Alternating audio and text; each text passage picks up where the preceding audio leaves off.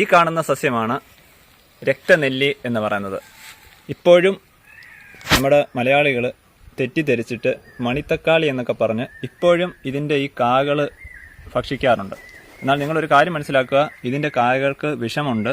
എന്നാൽ ഞാൻ നേരത്തെ ഇതിനൊരു വീഡിയോ ഇട്ടിരുന്നു. അപ്പോൾ അതിന് കമൻറ്റ് വന്നതെന്ന് പറഞ്ഞാൽ ഞാൻ ഇഷ്ടംപോലെ ഇത് കഴിക്കുന്നുണ്ട്, ഞങ്ങൾക്ക് വിഷയമൊന്നുമില്ല. പക്ഷെ ഒരു കാര്യം മനസ്സിലാക്കുക, ഇത് കഴിച്ചു കഴിഞ്ഞാൽ അമിതമായിട്ട് കഴിക്കുമ്പോൾ വയറിളക്കവും ഛർദിലും അതേപോലെ ബാക്കിയുള്ള അസുഖങ്ങൾ മൂലം മരണപ്പെടാൻ തന്നെ സാധ്യതയുള്ള ഒരു ചെടിയാണ്. ഇത് എല്ലാ തൊടികളിലും ഇപ്പം സുലഭമായിട്ട് തന്നെ കാണുന്നതാണ്. ഇത് എവിടെയെങ്കിലും ഒരെണ്ണത്ത് വന്നു കഴിഞ്ഞാൽ ഇത് വ്യാപകമായിട്ട് അവിടെ അങ്ങ് പടരും.